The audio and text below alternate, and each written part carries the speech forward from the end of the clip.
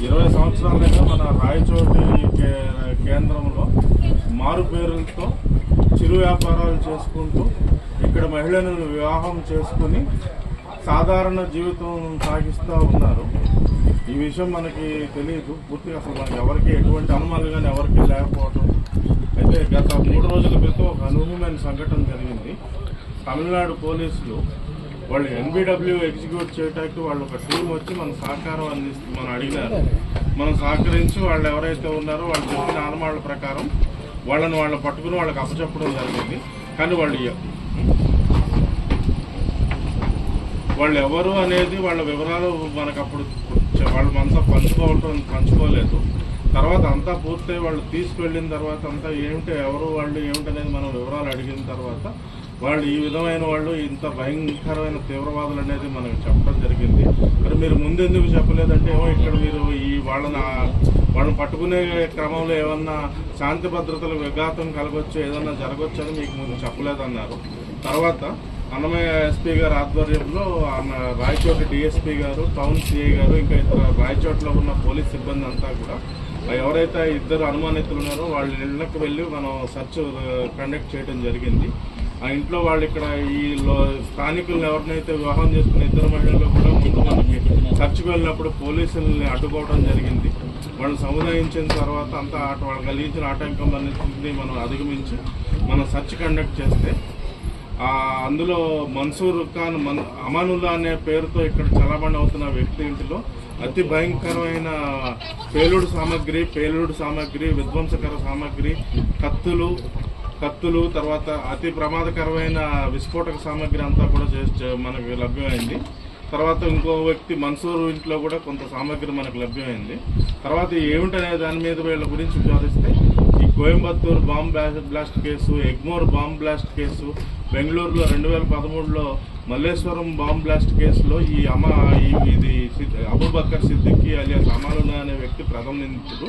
వీళ్ళంతా కూడా అల్ఉమా ఉగ్రవాద సంస్థకు చెందినవారు.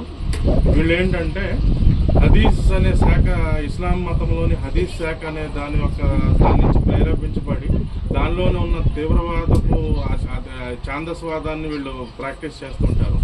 సో అత్యధికంగా ఈ ISIS కానీ ఈ అల్ఉమా కానీ ఇదంతా కూడా ఒకే రకమైన భావజాలానికి ప్రేరేపించబడి పనిచేసేవాళ్ళు అనమాట. సో వీళ్ళ రైడ్స్లో ఏంటంటే వీళ్ళు భారతదేశంలో అనేక నగరాలు వీళ్ళు పర్యటించున్నారు. వీళ్ళకి వివిధ రకమైన ఆర్థిక లావాదేవీలు ఉన్నాయి. దానికి సంబంధించినవి కూడా చాలా ఆధారాలు దొరికాయి. అలాగే ఈ అబూబకర్ సిద్దికీ అమానుల్లా అనే వ్యక్తి బహుపర్యాయాలు గల్ఫ్ దేశాలకు కూడా పర్యటించున్నారు. ఇవన్నిటి మీద కూడా మనకు లోతైన విచారణ చేపట్టి ఇతర కేంద్ర దర్యాప్తు సంస్థలు, ఇతర రాష్ట్ర దర్యాప్తు సంస్థలు అందరి సహకారం తీసుకుంటే అసలు వీళ్ళు భవిష్యత్తులో ఏమి తలపెట్టారనేది, ఇక్కడ వాళ్ళకు సంబంధించిన వాళ్ళ అనుచరులు ఎవరు, ఇక్కడికి లోపాయకారిగా వీళ్ళకి సహకరిస్తున్న వాళ్ళు ఎవరందరూ వివరాలు కూడా మనం త్వరలోనే చేపడతాం. ఇంక ఈ యొక్క మనకు లభించిన ఈ విస్ఫోటక సామాగ్రి గురించి టూకీగా చెప్పాలంటే మీరు ఈ మధ్య కాలంలో జరిగింది, గత సంవత్సర కాలంలో జరిగింది రామేశ్వరం బాంబ్ బ్లాస్ట్ అని మనకు బెంగళూరులో జరిగింది. ఈ సామాగ్రితో అటువంటి 50 నుంచి 60 వరకు మనం తయారు చేయొచ్చు. రామేశ్వరం బాంబ్ బ్లాస్ట్లో ఉపయోగించిన ఏదైతే IED ఉంటుందో IED అలాంటి డివైసెస్ ఒక 50-60 తయారు చేసే సామాగ్రి ఉంది. అది కాకుండా భారీ స్థాయిలో ఒక 8 నుంచి 12 వరకు అయితే కనుక 30 మీటర్ కిల్ రేడియస్ ఉండే బాంబ్స్ తయారు చేయడానికి ఈ సామాగ్రి సరిపోతుంది. పొటాషియం నైట్రైట్, నైట్రోగ్లిజరిన్, పొటాషియం క్లోరేటు, తర్వాత PET ప్లాస్టిక్ ఎక్స్ప్లోజివ్ ఒక సూట్ కేసులో కూడా మనకు లభ్యమైంది. 20 కేజీలు ఉంది. సో ఇదొక మన అన్నమయ్య జిల్లా ఏర్పడ్డ తర్వాత పోలీసు ఒక పనితనంలో ఇది ఒక మైలురాయిగా మీరు చిత్రీకరించవచ్చు. నెక్స్ట్ ఏం చేయబోతున్నారు అనేది మనకు తెలియదండి. తమిళనాడు పోలీసులు ఇచ్చిన దాంతో మనం ఇదంతా మనం వెలికి తీసాం.